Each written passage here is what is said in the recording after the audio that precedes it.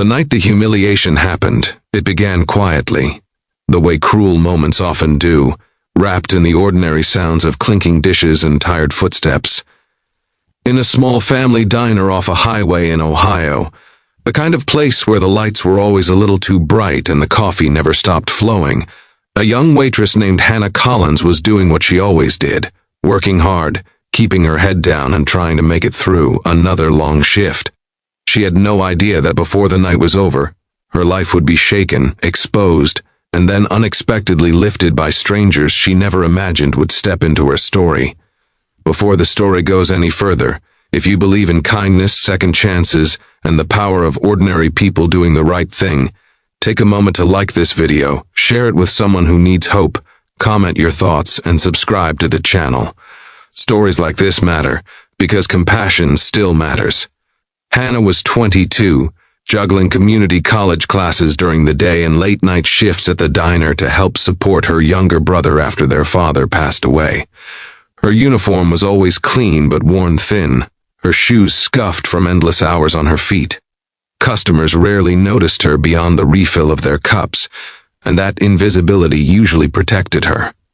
That night, however, a group of men walked in who seemed to thrive on being noticed. They were loud, well-dressed, and cruel in the effortless way people can be when they believe the world owes them entertainment. As the evening wore on, their behavior grew worse. They laughed too loudly, mocked the food, and treated Hannah less like a person and more like a target. Mistakes she didn't make were blamed on her, and small accidents were exaggerated into public spectacles. When she tried to keep her composure, the mockery only intensified.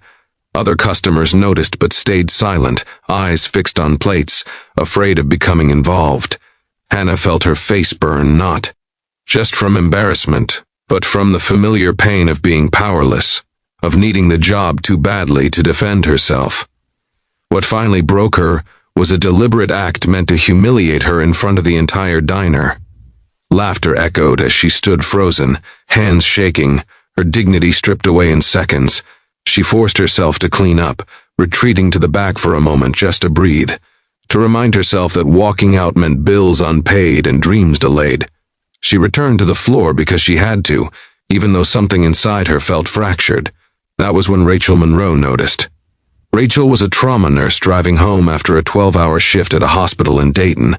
She wore simple clothes, her hair pulled back, exhaustion etched into her posture. Beside her, lying calmly at her feet, was Max, her German shepherd. Max wasn't just a pet.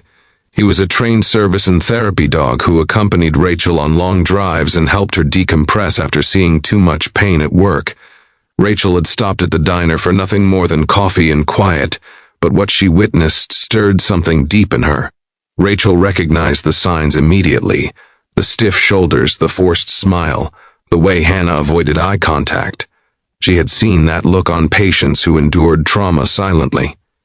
Max sensed it too. His ears perked, his body alert, his attention fixed on Hannah whenever she passed by.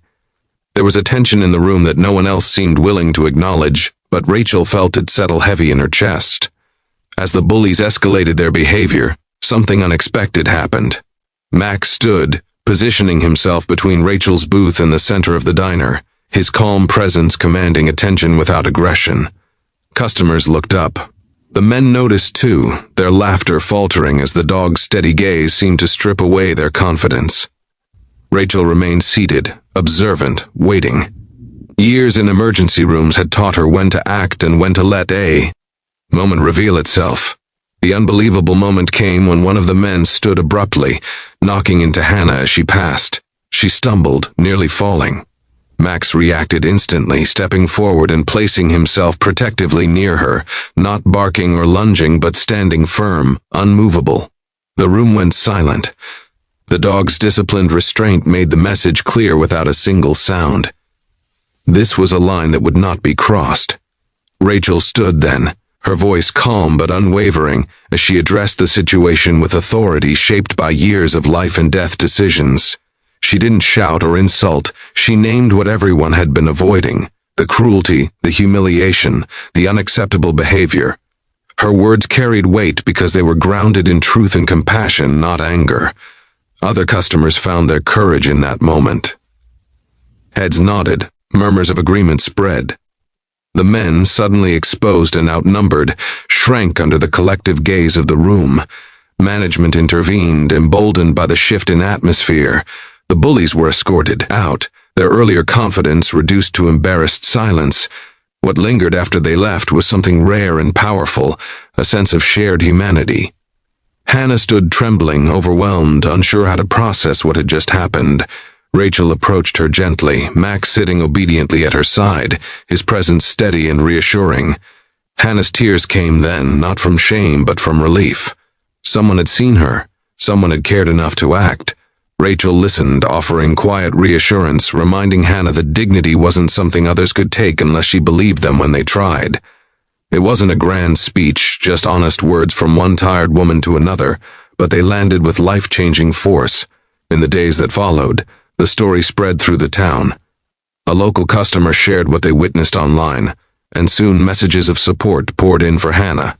The diner owner apologized personally and offered her flexible hours and a raise, acknowledging a failure to protect her. Rachel checked in on her, helping her connect with counseling resources and even encouraging her to apply for a hospital cafeteria position with better pay and stability. Hannah's life didn't transform overnight, but something fundamental shifted. She walked taller. She spoke with more confidence.